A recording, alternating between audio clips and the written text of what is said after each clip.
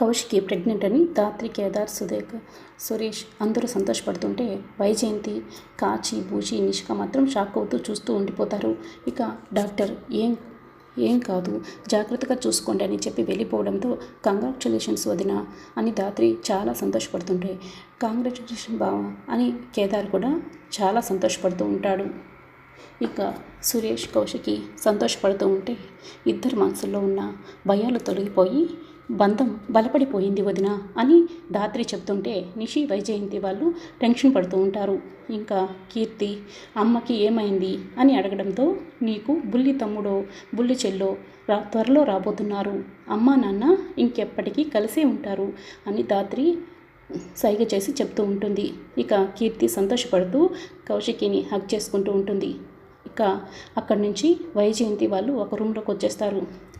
ఇక అల్లుడికి కానీ మగపిల్లాడు పుడితే ఆస్తిలో ఒక చిల్లి గవ్వ కూడా ఎవరికి దక్కదు. ఇప్పుడు కొత్త విపాయం ఆలోచించాలి అని వైజయంతి అంటే మనకున్నది ఒకటే దారి అత్తయ్య అని నిషి అంటుంది.